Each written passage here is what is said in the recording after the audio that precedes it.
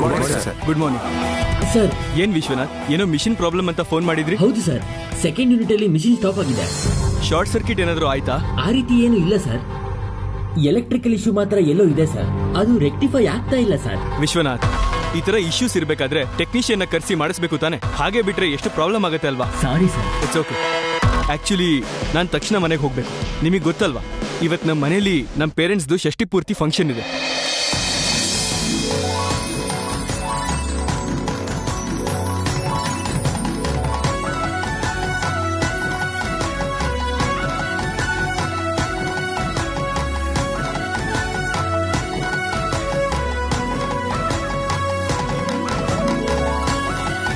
ಷಷ್ಠಿ ಪೂರ್ತಿ ಫಂಕ್ಷನ್ ಸೇರಿರೋ ಗೆಟ್ಗಳಿಗೆಲ್ಲ ಈ ಬೋರಮ್ಮನ್ ಕಡೆಯಿಂದ ನಮಸ್ಕಾರ. ಆಯ್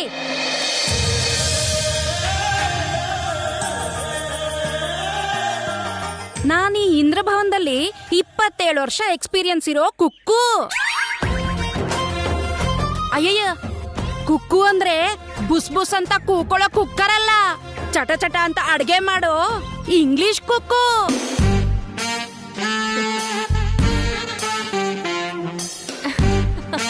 ಏನಮ್ಮವ್ರೆ ಹಂಗ್ ನಗ್ತಾ ಇದೀರಾ? ಇವತ್ ಫಂಕ್ಷನ್ ಅಲ್ಲಿ ಮೈಕ್ ಹಿಡ್ಕೊಂಡು ಆಕರಿಂಗ್ ಮಾಡೋಣ ಅಂತ ಪ್ರಾಕ್ಟೀಸ್ ಮಾಡ್ತಾ ಇದೀನಿ. ಯಾಕರಿಂಗ್ ಅಲ್ಲ, ಆಂಕರಿಂಗ್. ಯಾವ್ದೋ ಒಂದ್ ರಿಂಗು ಬಿಡಮ್ಮ, ಅದನ್ನೇ ಮಾಡೋಣ ಅಂತ ಇದೀನಿ. ಹೇಗಿದೆ ನನ್ ಕಂಠ? ನಿನ್ ಕಂಠಕ್ಕೇನು ಬೋರಮ್ಮ, ನಿನ್ ತರಾನೇ ನಿನ್ ವಾಯ್ಸ್ ಸ್ವೀಟ್ ಆಗಿದೆ. ಥ್ಯಾಂಕ್ಸ್. ವೈದೇಹಿ, ಬಂದೇರಿ, ಅವ್ರು ಕರೀತಾ ಇದಾರೆ, ನೀನ್ ಪ್ರಾಕ್ಟೀಸ್ ಮಾಡ್ತಾ ಇರು. ಏನೋ ಈ ದೊಡ್ಡ ಸೊಸೆ ನಮ್ಮ ಯಾರನ್ನೂ ನೋಯ್ಸಕ್ಕಿಲ್ಲ. ಅದೇ 2ನೇ ಸೊಸೆ ಐಶ್ವರ್ಯ ಆದ್ರೆ ಜಗಮಗ ಅಂತ ಸಿಡಿತಾಳೆ.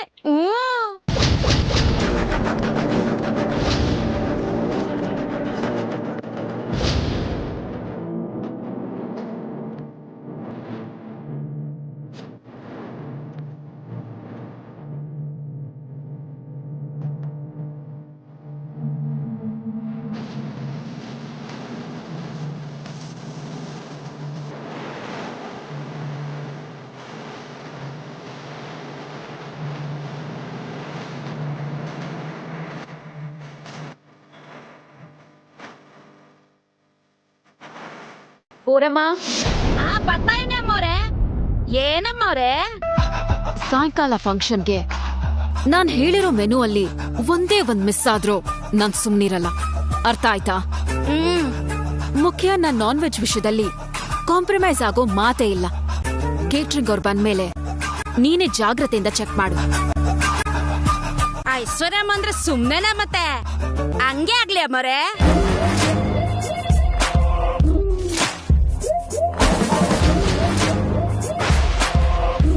ಅರುಣ್, ಮತ್ತೆ ಮಾಡ್ತೀನಿ. ಫಂಕ್ಷನ್ ಬ್ಯಾಕ್ ಗ್ರೌಂಡ್ ಅಲ್ಲಿ ಪ್ಲೇ ಮಾಡೋಕೆ ಸ್ವಲ್ಪ ಮ್ಯೂಸಿಕ್ ಆಲ್ಬಮ್ಸ್ ನ ಡೌನ್ಲೋಡ್ ಮಾಡು ಅಂದಿದ್ದೆ, ಮಾಡಿದ್ಯಾ? ನಾವ್ ಹೇಳದ್ ಬ್ಯಾಕ್ ಮಾಡ್ದೆ ಇರಕ್ಕೆ ಅವಂದೇನ್ ಗುಂಡ್ಗೆನಾ ಬಂಡೆನಾ? ಅದನ್ನೇ ಮಾಡ್ತಾ ಇದ್ದೀನಿ ಐಶ್ವರ್ಯ, ಆಲ್ರೆಡಿ ಸ್ವಲ್ಪ ಡೌನ್ಲೋಡ್ ಮಾಡಿದ್ದೀನಿ, ಬಾ ತೋರಿಸ್ತೀನಿ. ಏನೇ ಅಂದ್ರು ದೊಡ್ಡಮ್ಮವ್ರು ನೋಡಿ ಮಾಡಿ ತಂದಿರೋ ಅಂದವಾದ ಸೊಸೆ ಅಟ್ ಮಾತ್ರ ಮಾಡ್ಬೇಕು. ಮತ್ತೆ ಮಾತ್ ಹೇಳ್ಬೇಕು ಅಂದ್ರೆ ದೊಡ್ಡಮ್ಮವ್ರು ಎಷ್ಟು ಒಳ್ಳೆಯವರು ಅಷ್ಟೇ ಗಟ್ಟಿ. ಕೈ ಮುಗಿಬೇಕು ಅನ್ಸೋ ರೂಪ.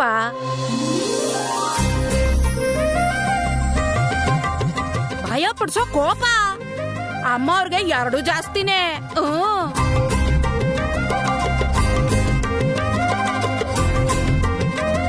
ವಸಂತ,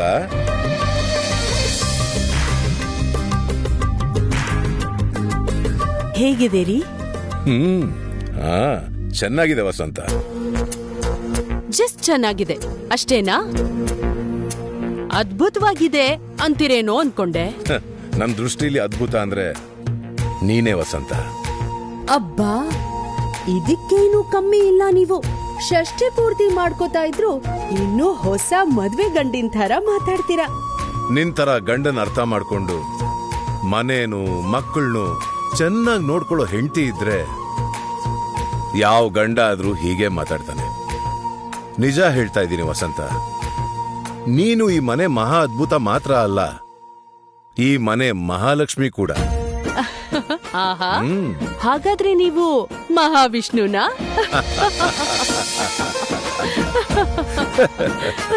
ಅಜ್ಜಿ ಹ್ಯಾಪಿ ಷಷ್ಠಿ ಪೂರ್ತಿ. Thank you, thank thank you. you. ಬನ್ನಿ ಹೋಗೋಣ. ಬನ್ನಿ. ಅತ್ತೆ, ಫಂಕ್ಷನ್ ಬೇಕಾಗಿರೋ ಅರೇಂಜ್ಮೆಂಟ್ಸ್ ಎಲ್ಲ ಆಗಿದೆ. ಸ್ಟೇಜ್ ಡೆಕೋರೇಷನ್ಸ್ನೆಲ್ಲ ಈವೆಂಟ್ ಮ್ಯಾನೇಜರ್ ನೋಡ್ಕೋತಿದ್ದಾರೆ. ನನಗ್ ಯಾಕೆ ಹೇಳ್ತಿದ್ಯಾ?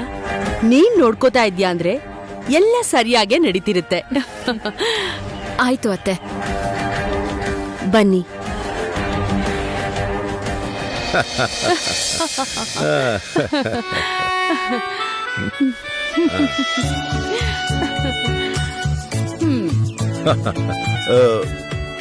ಎಲ್ಲಿ ಅಶೋಕ್ ವೈದೇಹಿ ಕಾಣ್ತಾ ಇಲ್ವಲ್ಲ? ರೆಡಿ ಆಗ್ತಿದಾರೇನೋ ರೀ.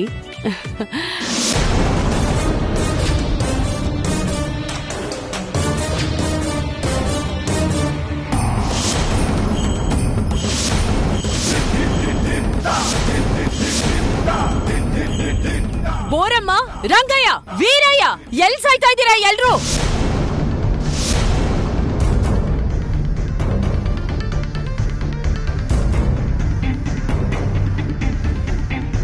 ಏನಾಯ್ತಮ್ಮವ್ರೆ? ಇನ್ನು ಏನಾಗ್ಬೇಕು? ಮನೇಲಿ ಇಷ್ಟ ಜನ ಇದ್ದೀರಾ, ಒಬ್ರ ಕಣ್ಗೂ ಕಾಣಿಸ್ಲಿಲ್ವಾ ಅದು?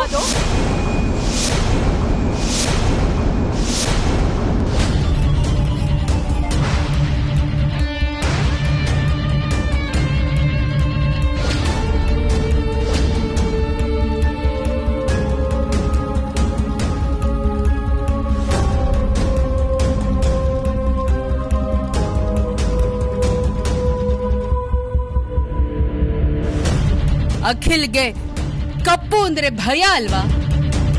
ಮನೇಲಿ ಕಪ್ಪು ಬಣ್ಣದ್ದು ಕಾಣಬಾರ್ದು ಅಂತ ಹೇಳಿಲ್ವಾ ನಿಮ್ಗೆ?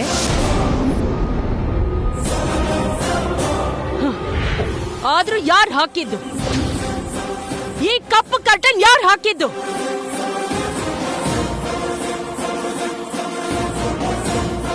ವಸಂತ, ಅಖಿಲ್ಗೆ ಕತ್ಲು ಅಂದ್ರೆ ಭಯಾನೇ ಹೊರತು ಕಪ್ಪು ಬಣ್ಣ ಅಂದ್ರೆ ಅಲ್ವಲ್ಲ. ಅಂದ್ರೆ ನೀನು ಜಾಸ್ತಿ ಯೋಚನೆ ಮಾಡ್ತಿದ್ಯೋ ಏನೋ? ಹೌದು ರೀ, ನನ್ನ ಮಗನ್ ವಿಷಯದಲ್ಲಿ ಜಾಸ್ತಿನೇ ಯೋಚನೆ ಮಾಡ್ತೀನಿ. ನನ್ನ ಮಗನ್ ವಿಷಯದಲ್ಲಿ ಜಾಸ್ತಿನೇ ನಿಗಾ ವಹಿಸ್ತೀನಿ.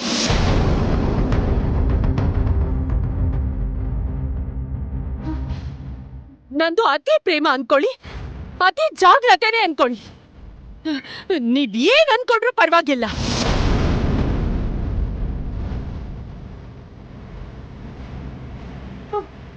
ಯಾವುದೇ ಪರಿಸ್ಥಿತಿಲೂ ಅವನ ಜೀವನದಲ್ಲಿ ಅವನ ಕಣ್ಣಿಗೆ ಕಪ್ಪು ಬಣ್ಣ ಕಾಣಿಸ್ಬಾರ್ದು.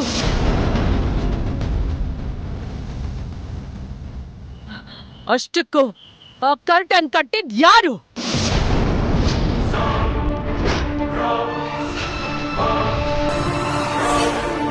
ಹೊಸದಾಗ್ ಕೆಲ್ಸಕ್ ಸೇರಿರೋ ಬಸವ ಕಟ್ಟಿರ್ಬೇಕಮ್ಮ. ಮೊದ್ಲು ಆ ಕರ್ಟನ್ ಕಿತ್ ಬಿಸಾಕಿ, ಆಮೇಲೆ ಅವನ್ನ ಕೆಲಸದಿಂದ ತೆಗೆದು ಹಾಕಿ. ಹೋಗಿ.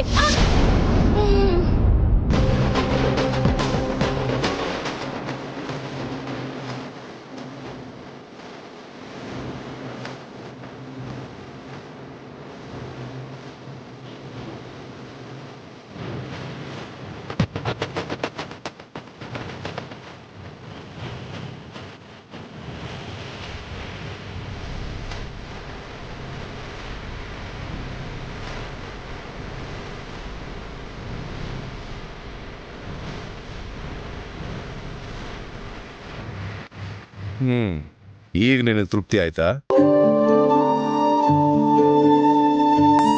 ಇಷ್ಟಕ್ಕೂ ಅಖಿಲ್ ಬನ್ನ ಇಲ್ವಾ? ಎಲ್ಲಿಗೆ ಹೋಗಿದ್ದಾನ ಅವನು? ಫ್ಯಾಕ್ಟ್ರಿಯಿಂದ ಏನೋ ಫೋನ್ ಬಂತು ಅಂತ ಹೋಗಿದ್ದಾನೆ ಡ್ಯಾಡಿ. ಫಂಕ್ಷನ್ ದಿನಾನು ಫ್ಯಾಕ್ಟ್ರಿಗೆ ಇಕ್ಟ್ರಿ ಅಂದ್ರೆ ಹೇಗೋ, ಬೇಗ ಬಾ ಅಂತ ಫೋನ್ ಮಾಡಿ. ಅಯ್ಯೋ, ಗಂಡಿನ ಮನೆಯವರು ಬಂದ್ರು ರೀ.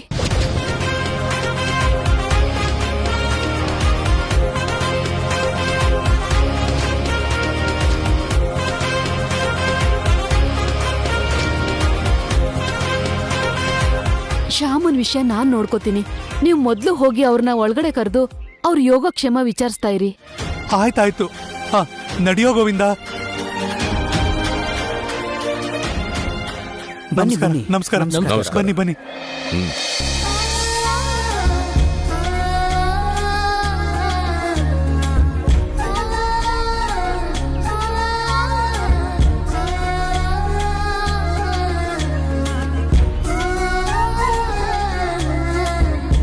ಬನ್ನಿ.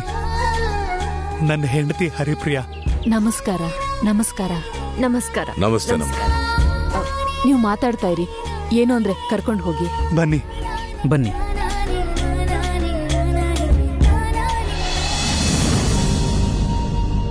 ಹೇ ಕೃಷ್ಣ, ಮುಕುಂದ, ಮುರಾರಿ, ನೀನೇ ಯಾವ ರೀತಿನಾದ್ರೂ ಕಾಪಾಡಬೇಕು ಸ್ವಾಮಿ.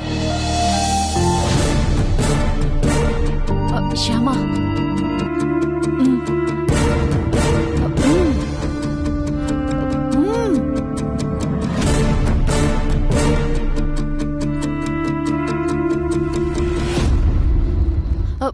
ಬೇಗ ಬಾಮ್ಮ, ಬಾ.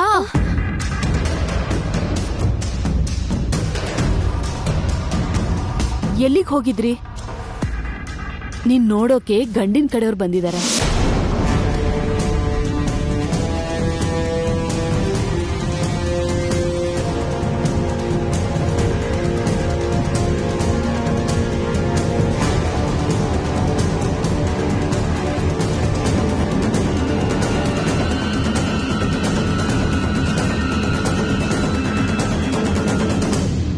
ತಗೋ, ಈ ಸೀರೆ ಉಟ್ಕೋ.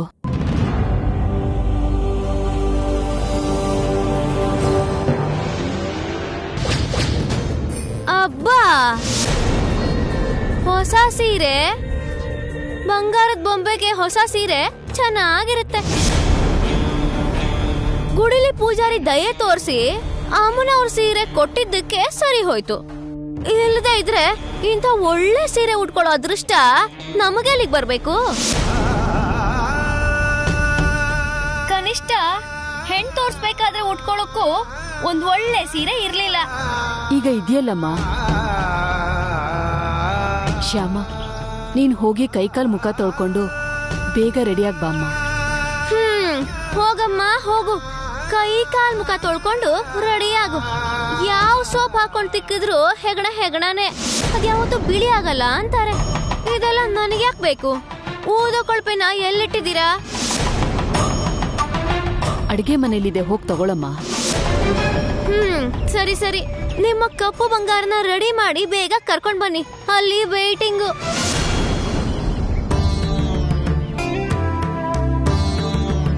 ನಿಮ್ ಅತ್ಗೆ ಮಾತಿನ ಬಗ್ಗೆ ತಲೆ ಕೆಡ್ಸ್ಕೋಬೇಡಮ್ಮ.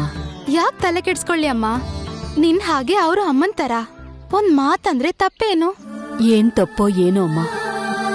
ನಿಮ್ಮಪ್ಪ ನಿಮ್ಮಣ್ಣ ಇಬ್ರು ಅಮಾಯಕರಾಗಿರೋದ್ರಿಂದ, ಅವ್ರಿಗೆ ದೊಡ್ಡದಾಗಿ ಸಂಪಾದನೆ ಇಲ್ಲದೆ ಇರೋದ್ರಿಂದ ಈ ಮನೆ ಜವಾಬ್ದಾರಿ ನಿನ್ ಮೇಲ್ ಬಿದ್ದಿದೆ.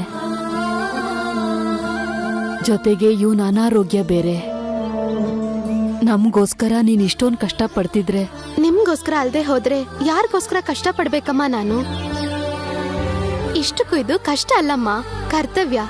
ನಿಮ್ಮೆಲ್ರೂ ಸಂತೋಷವಾಗಿಡೋದು ನನ್ ಕರ್ತವ್ಯ ಅಮ್ಮ. ಮತ್ತೆ ನಿನ್ನನ್ ಸಂತೋಷವಾಗಿಡೋದು ಯಾರ್ ಜವಾಬ್ದಾರಿ? ಅದು ಆ ಕೃಷ್ಣನ್ ಜವಾಬ್ದಾರಿ.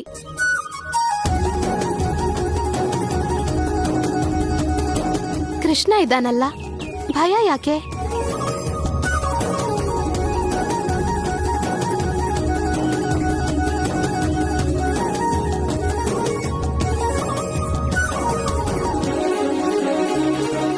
ನಮ್ ಬಗ್ಗೆ ಹೇಳ್ಕೊಳಕ್ಕೆ ದೊಡ್ಡದಾಗಿ ಏನೂ ಇಲ್ಲ.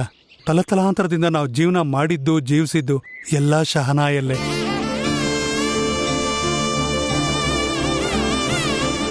ಗುಡಿಲಿ ಉತ್ಸವ ಆದ್ರೂ, ಊರಲ್ಲಿ ಮದುವೆ ಆದ್ರೂ ನಮ್ಮ ಶಹನಾಯಿಂದನೇ ಶುರು ಆಗುತ್ತೆ.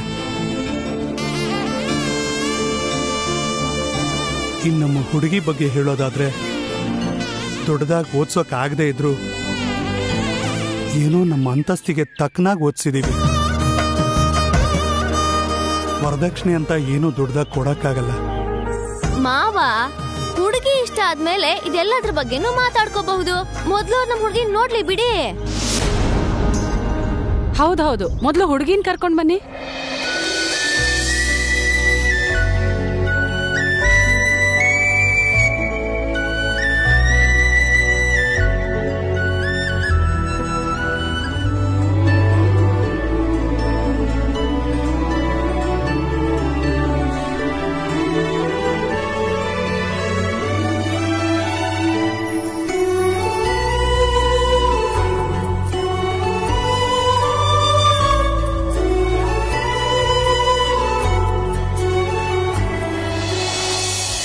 ಈ ಸಂಬಂಧ ಒಪ್ಪಿಗೆ ಆದ್ರೆ ಒಳ್ಳೇದು.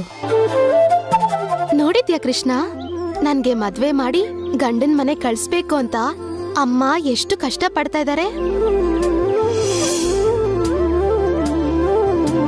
ಯಾರೆಷ್ಟೇ ಕಷ್ಟಪಟ್ರು ನಿನಗ್ ಗೊತ್ತಿಲ್ದೆ ನನ್ ಮದ್ವೆ ನಡೆಯತ್ತ ಹೇಳು? ಈ ಮಾತನ್ನ ನಾನು ಯಾವಾಗಿಂದನೋ ಹೇಳ್ತಿದ್ದೀನಿ. ನಿನಗ್ ಮದ್ವೆ ಮಾಡ್ಬೇಕು ಅಂದ್ರೆ ಮನುಷ್ಯರಿಂದ ಎಲ್ಲಾಗುತ್ತೆ, ಆ ದೇವ್ರೇ ಕೆಳಗಿಳಿದ್ ಬರ್ಬೇಕು ಅಂತ. ಯಾರ್ ಮದ್ವೆ ಆದ್ರೂ ಆ ದೇವ್ರ ಅನುಗ್ರಹ ಇದ್ರೇನೆ ನಡೆಯೋದು.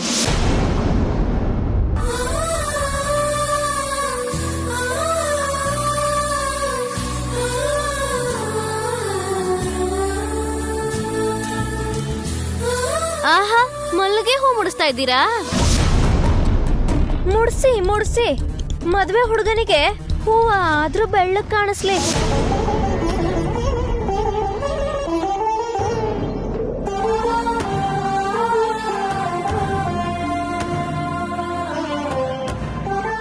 ಬೇಗ ರೆಡಿ ಮಾಡಿ, ಅಲ್ಲಿ ಎಲ್ರು ಹುಡುಗಿನ ನೋಡ್ಬೇಕು ಅಂತ ಅರ್ಜೆಂಟ್ ಮಾಡ್ತಿದ್ದಾರೆ.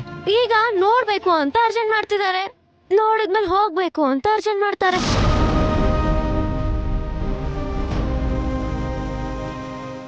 ನೋಡಿದ್ದು ಸಾಕು, ಅಲ್ಲಿ ನಿಮ್ಗೋಸ್ಕರನೇ ಕಾಯ್ತಿರ್ತಾರೆ. ಹೋಗಿ ಬೇಗ ಬಾರಮ್ಮ. ಬಾಮ್ಮ.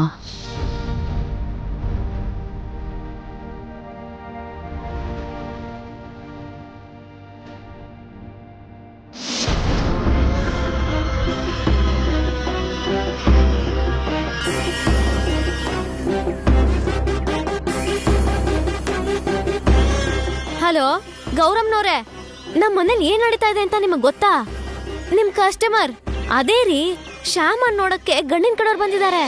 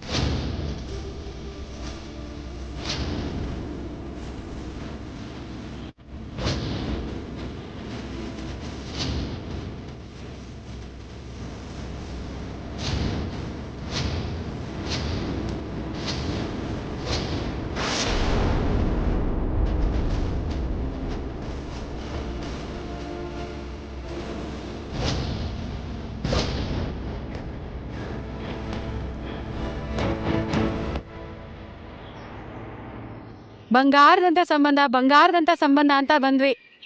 ಈ ಕಾಗೆ ಬಂಗಾರ ನೋಡಕ್ಕ.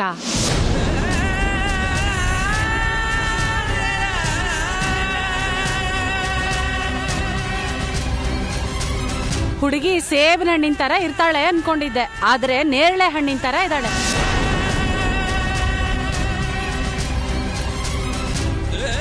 ಬೆಣ್ಣೆ ಹಣ್ಣಿನ ತರ ಇರೋ ನನ್ ಮಗನ್ನ ಈ ಹುಡುಗಿ ಕೊಟ್ರೆ ಎಲ್ರು ನನ್ ಮಗನ್ನ ಕಾಗೆ ಮುಖಕ್ಕೆ ಬೆಣ್ಣೆ ಹಣ್ಣು ಅಂತಾರೆ.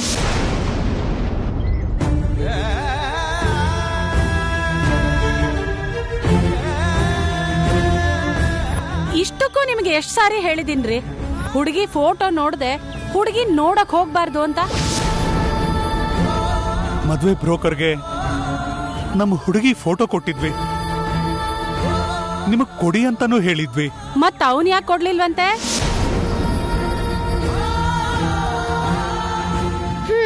ಬಹುಶಃ ನಮ್ಮ ಮಾವನ್ ಎದೆ ಮೇಲಿರೋ ಈ ಬೂದ್ ಗುಂಬಳಗಾಯ್ನ ತೆಗೆದು ಹಾಕ್ಬೇಕು ಅಂತ ಅನ್ಕೊಂಡಿದ್ನೋ ಏನೋ ಆ ಮದುವೆ ಬ್ರೋಕರು.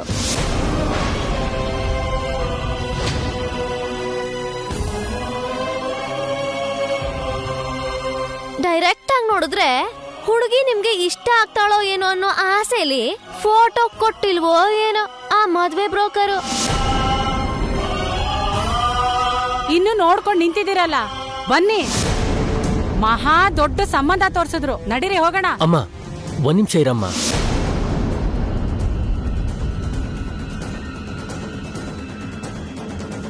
ಹುಡುಗಿ ಬಣ್ಣ ನನಗೆ ಮುಖ್ಯ ಅಲ್ಲ. ಬಣ್ಣದಲ್ಲೇನಿದೆ? ಬಿಳಿ ಬಣ್ಣನ ನಾವೇನ್ ಹುರ್ ತಿಂತೀವ? ಕಪ್ಪು ಬಣ್ಣನ ಅಗ್ದೋಗಿತೀವ? ಸಂಗೀತದ ಕುಟುಂಬದಲ್ಲಿ ಹುಟ್ಟಿರೋಂಥ ಹುಡುಗಿ ಅಂದ್ಮೇಲೆ ಖಂಡಿತವಾಗಿ ಅಲ್ಪ ಸ್ವಲ್ಪ ಸಂಗೀತದ ಬಗ್ಗೆ ಗೊತ್ತಿರುತ್ತೆ.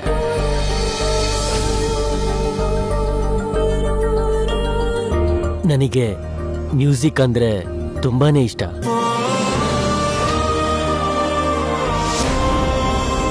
ಅದಕ್ಕೆ ಈ ಹುಡುಗಿನ ಮದ್ವೆ ಆಗೋದಕ್ಕೆ ನನಗಿಷ್ಟ ಇದೆ.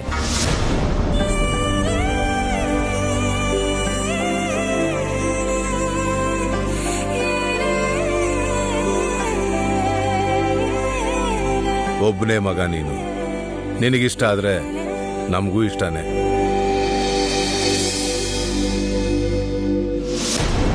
ನಿಮ್ಮಿಬ್ಬರಿಗೂ ಇಷ್ಟ ಆದ್ರೆ ನನಗ್ ಸ್ವಲ್ಪ ಕಷ್ಟ ಆದ್ರೂ ನನಗೂ ಇಷ್ಟನೇ.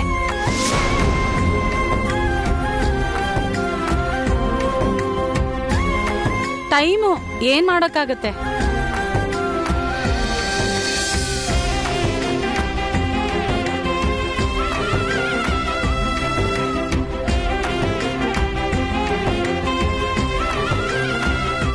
ನಾರಾಯಣ್ ಅವರೇ, ನನಗೆ ರೂಪಾರಾಣಿ ಹಾಡು ಅಂದ್ರೆ ತುಂಬಾನೇ ಇಷ್ಟ.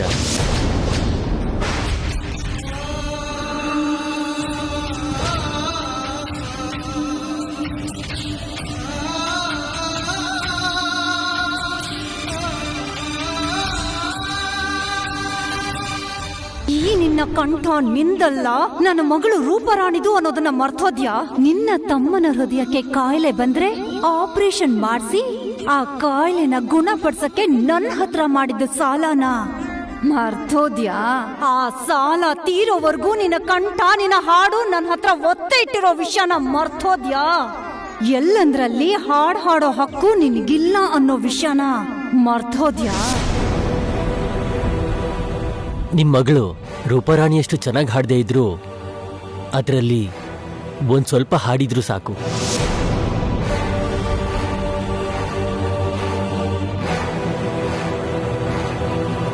ಅದೇನಪ್ಪ ಹಾಗಂತೀರ? ರೂಪಾರಾಣಿಗೆ ಹೋಲ್ಕೆನಾ? ಅಪ್ಪ,